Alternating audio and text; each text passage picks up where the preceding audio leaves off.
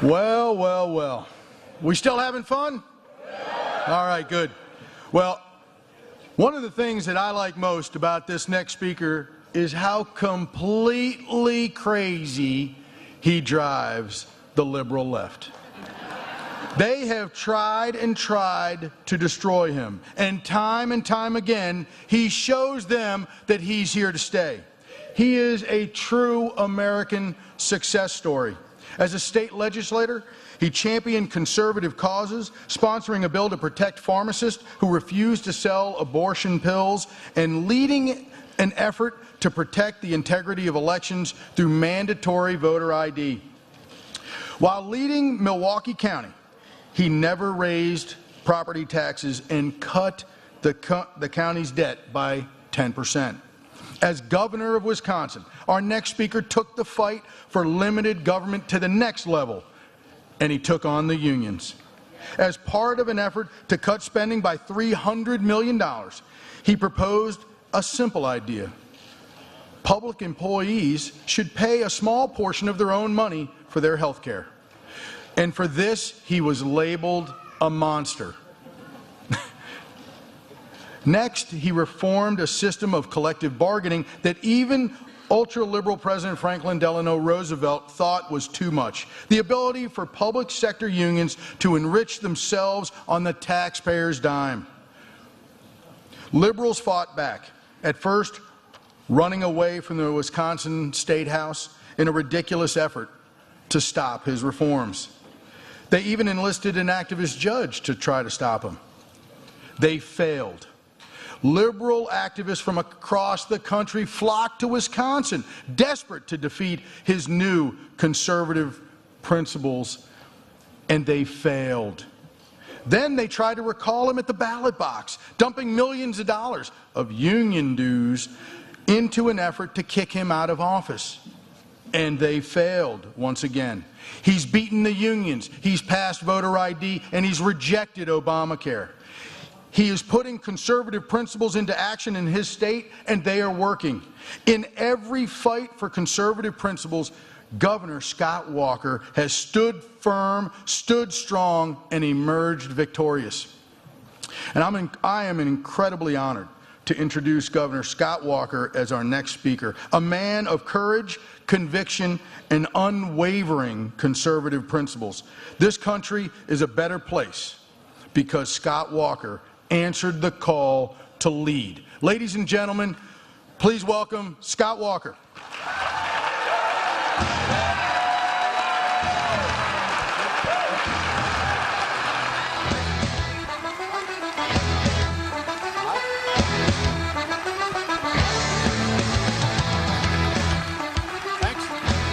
Thank you. Thank you. Well, it's an honor to be here, David. Thank you for that introduction, and Congressman King and all the organizers, thanks for having us back here in Iowa. It's an honor to be here. I got to tell you, it's exciting to see all of you here. It was exciting to talk to some folks on the way in. I got a chance actually to talk to your new senator. I've talked to her a few times before, but I got to tell you, I appreciate the fact you've sent somebody who's not only a Midwesterner like I am, but who's a fellow Harley-Davidson rider like I am. That means she knows how to castrate a hog, and she knows how to ride a hog as well. Hopefully you can see fit to cut a little more pork out in Washington, which I think is exactly what she's going to do. And we're honored to be with her and a whole slew of great folks here today. But I first off want to say thank you. As I look around this crowd, see the folks up there as well, I want to thank you all, because I know so many of you were great heroes to Tonette and I, because a couple years ago when we faced a recall, so many of you helped us out, and many of you helped us out again last fall when we were facing another tough election as well. I had people who made phone calls in this state. Heck, I had people who came across the Mississippi over into Wisconsin. You knocked on doors. I'm going to make these guys have a hard time because I'm going to move around a little bit here. But you came over the Mississippi. You helped us knock on doors. You helped us campaign along the way. I got to tell you how much we appreciated that. It wasn't just the grassroots activists that came. I think a lot of you here, like a lot of other people around this state, around the Midwest, around the country, helped us out financially as well. And that made a world of difference because we had to take on all the money, the tens of millions of dollars the big government union bosses from Washington poured into our state. I want to thank you because in return, we had people not only in Iowa, but in all 50 states who helped us out. We had someone, there was a woman in Waterloo who helped us out 3 times with a donation. We had people here in Des Moines and all across the state and all across this country who helped us saying we're going to put up a little bit of our hard-earned money to take on the big government special interest out that. And on behalf of Tonette and I and the people in our state, we want to say thank you. But most of all, I want to say thank you because so many of you here and across this state and across the country, you prayed for us. I got to tell you, on behalf of Tonette and I and our sons Matt and Alex, we could feel the power of those prayers. We could feel them. And in the darkest of the days, I can't tell you what a difference it made to us.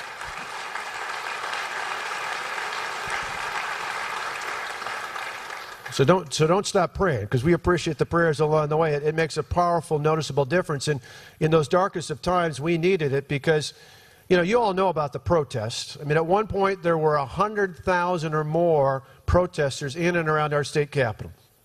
They were banging on the drums. They were blowing the horns. They had signs and banners.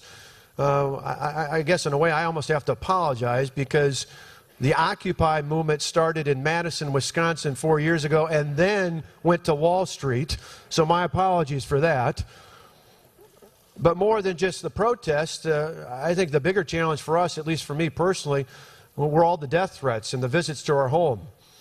You see, you heard about those protests, but you may not know at one point in all this, there were literally thousands of protesters out in front of our family home in Wauwatosa, where my 2 sons were still going to high school and where my parents were living at the time. In fact, my kids were targeted on Facebook. And at one point, I remember my mother in her 70s and my youngest son, Alex, were literally at the grocery store where protesters followed them down the aisle just to yell at them, even though it was me that was doing the policies out there. Even more so than just the visits in front of our home was the fact that at one point, the threats were just overwhelming. Most of those death threats were pointed at or directed at me. But some of the worst were directed at my family. I remember one of the ones that bothered me the most was someone literally sent me a threat that said they were going to gut my wife like a deer. Another time, a protester sent a threat directly to my wife that said if she didn't do something to stop me, I would be the first Wisconsin governor ever assassinated. The writer went on in greater detail to point out where exactly my children were going to school, where my wife worked, and where my father-in-law was still living at that time. You can see what they were doing. And so I tell you today that thanks to all of you, not just for the grassroots support and the donations, but most importantly, again, thank you for those prayers, because you can see how important they were in dark days like that. Time and time again, the protesters were trying to intimidate us. But you know what? All they did was remind me how important it was to stand up for the people of my state. They reminded me to focus on why I ran for governor in the first place.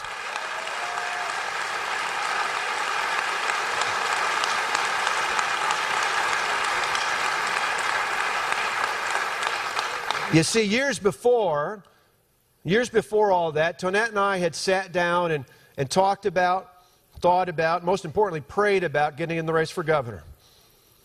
And even though we knew it would be difficult, we did so. We made that choice because we were worried back then. We were worried that our sons, Matt and Alex, were going to grow up in a state that wasn't as great as the state we grew up in. And I got to tell you, as a parent, that was just unacceptable. That was just fundamentally unacceptable for me. And so we got in that race. And it was important because back at that time, my state faced a $3.6 billion budget deficit. We saw record job loss. We saw state and many places local governments were controlled by special interests. And so many of our hardworking families were having to endure double-digit tax increases. So we knew we had to do something. Today, I'm proud to tell you that more than 4 years after, because of our reforms, my sons are growing up in a state that's even better than the state that we grew up in.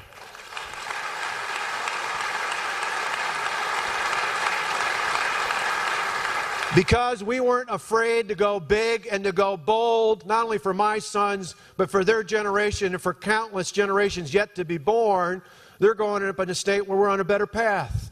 And I think people like the direction they're headed. Maybe that's why I've won the race for governor 3 times in the last 4 years.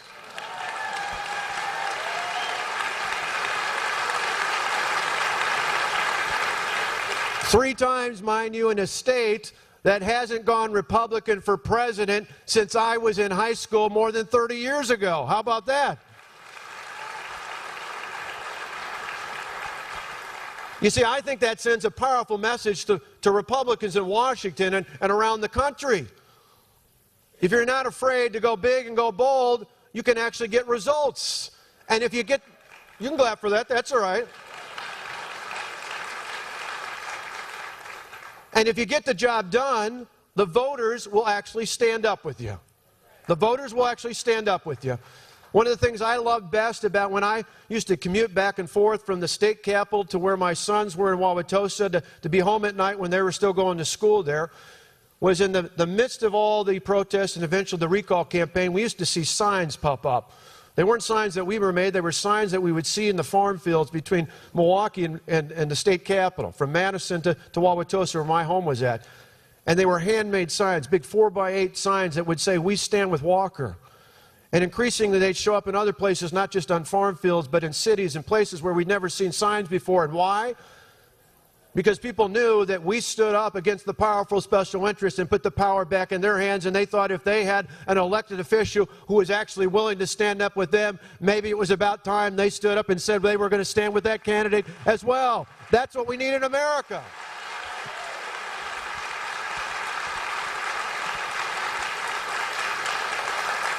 We knew if you were willing to go big and go bold, the voters would stand up with you because we'd learned it before.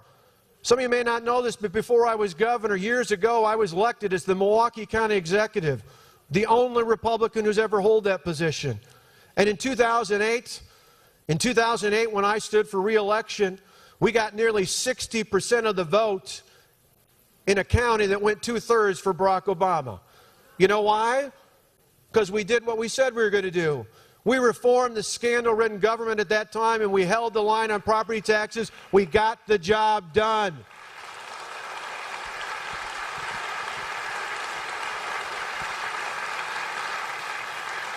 And now when we talk about record results, I got to tell you the Wisconsin way is working as well. Since I was elected governor, we've cut taxes in Wisconsin. We reduced spending. We balanced the budget. We took the power away from the big government special interests, and we put it firmly in the hands of the hard-working taxpayers. That's what we need more of in this great country.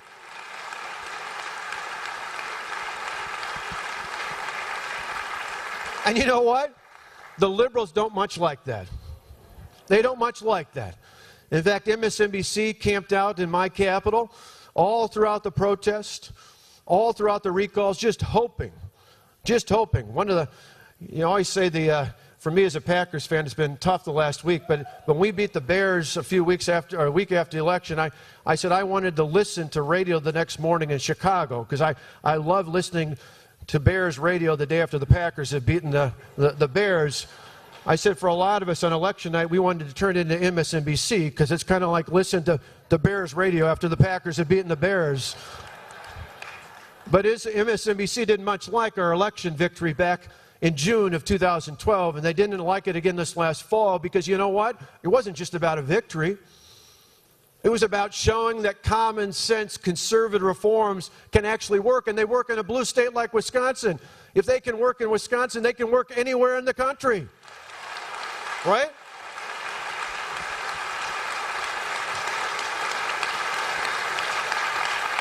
Our state's the only state in the country that has a fully funded retirement system. Our state has a positive bond rating, and I think one of the things I'm most proud of is our state can now hire the best teachers to teach our students in the classroom. But that wasn't always the case. Believe it or not, that wasn't the case. You see, years ago in 2010, there was a young woman named Megan Sampson who was honored as the Outstanding Teacher of the Year in my state. And not long after she got that distinction, she was laid off by her school district. Now, how could that be? How could that be? One of the best and the brightest, and she got laid off. Well, years before our reforms in her school district, her union contract said the last hired was the first fired. The last in was the first out. Well, I'm proud to tell you today that in Wisconsin, because of our reforms, we didn't just balance the budget. We now say in our schools, there's no more seniority or tenure. You can hire and fire whoever you want. You can pay based on performance.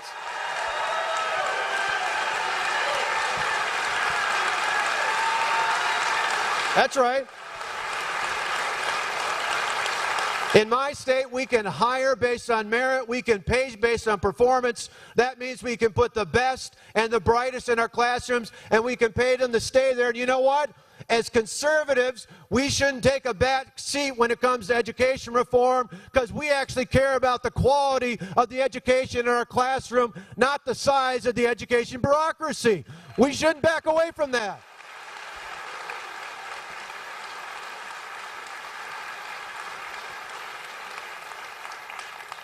But sometimes the media just doesn't get that. In fact, in some ways, it's kind of why a lot of people know about the protests and the recall, but they don't know about the comprehensive, conservative, common sense conservative agenda that we've enacted in our state. Let me just tell you a couple examples. Since I've been governor, we passed pro-life legislation, and we've defunded Planned Parenthood.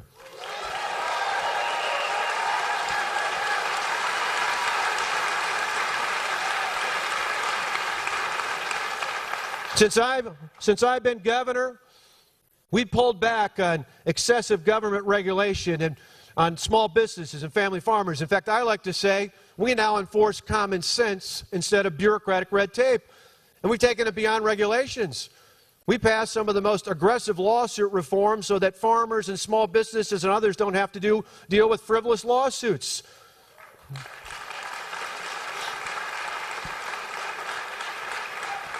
We've enacted legislation that allows for concealed carry and castle doctrine so that law-abiding citizens in our state can stand up and defend themselves and their family and their properties.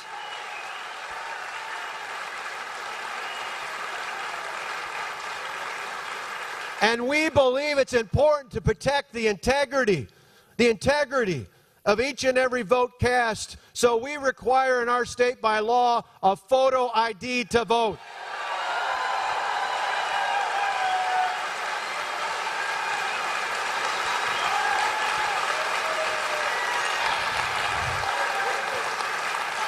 Now, on top of all that, we said no to Obamacare, and we fought it in court, just like we're fighting in court President Obama's excessive overreach when it comes to his executive authorities. We're going to continue to fight up for those freedoms and liberties going forward.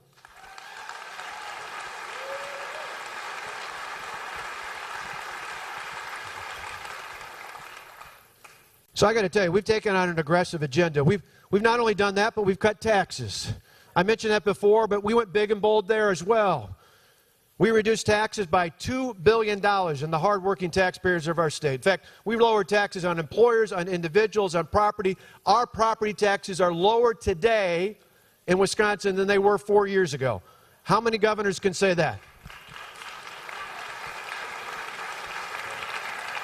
We're going to keep lowering taxes because we understand it's the people's money, not the government's money.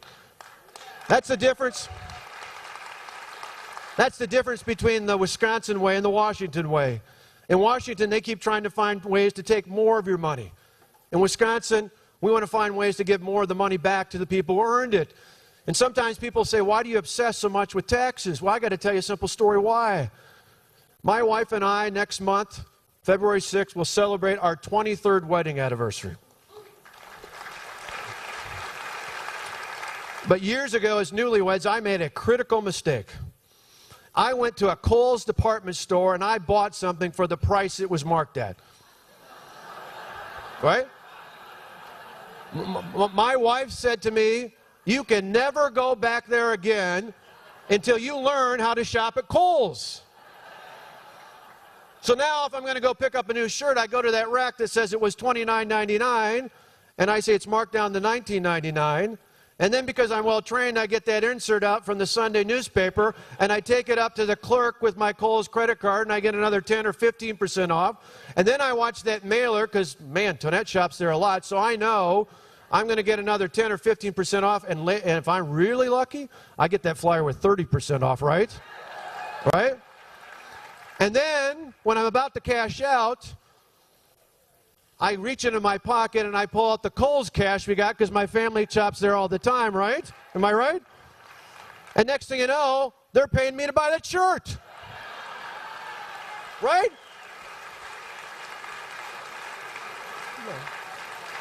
Well, not exactly, but kind of, right? So how does a company right down the way from where I live in Menominee Falls, Wisconsin, how does a company like Kohl's make money? They make it off of volume, right? They make it off of volume. That's how I think about your money, the taxpayers' money. You see, we could have taxes high, and like that shirt, a few of you might be able to afford it.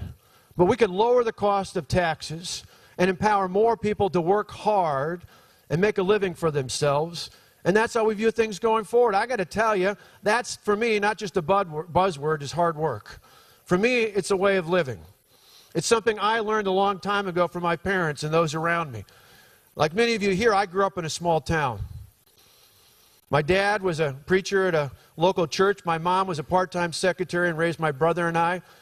My first job was working at the Countryside Restaurant. The Countryside Restaurant. Later, I flipped burgers at McDonald's to pay for my way in college. I look back now, and my brother and I often laugh, but we didn't know it then. We were kind of poor. We had to work hard to make a living, but we wouldn't have it any other way. I think looking ahead as Republicans, we need to make the case that we're going to promote policies that promote and support and defend hard work in this country once again.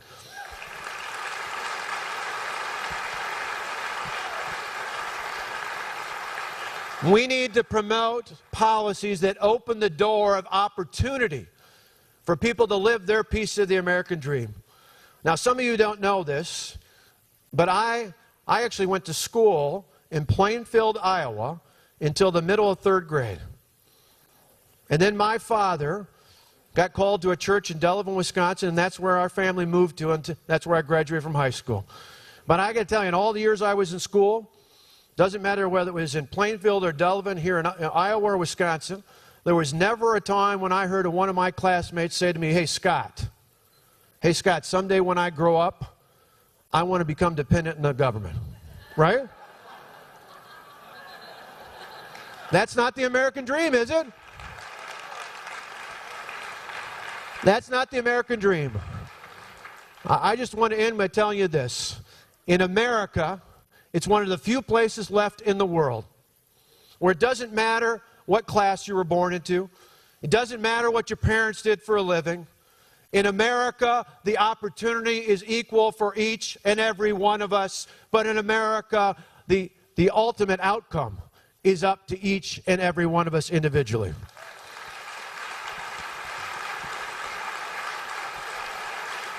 You see, there's a reason why in America we take a day off to celebrate the 4th of July and not the 15th of April, because in America we value our independence from the government, not our dependence on it, to keep that going forward.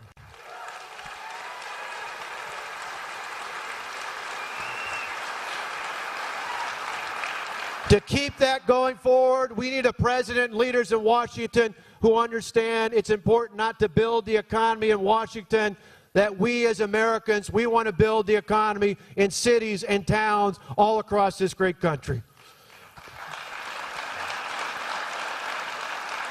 We need a president who doesn't sit in Washington, D.C. when world leaders are standing together against terrorism in Paris. We need a president and leaders in Washington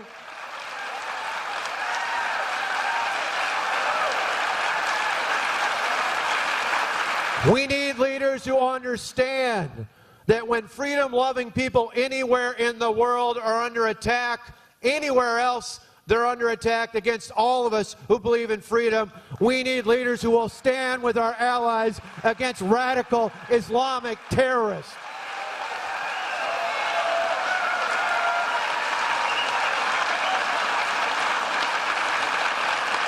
And we need leaders.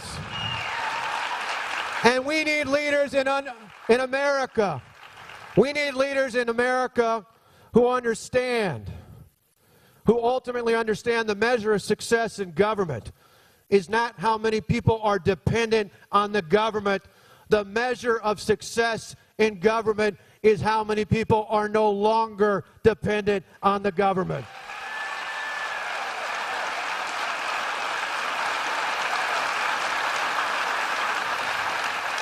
We need that kind of leadership going forward. I'm pleased to be here in Iowa today. I'm going to come back many more times in the future. I'm hopeful to work together with you to help us provide that kind of leadership that is new and fresh and bold and aggressive, that's been proven that common sense conservative reforms from outside of Washington, D.C. can work. With your help, I have no doubt we can move this country forward. We can have our own American revival. God bless you. Thanks for letting me share with you here today.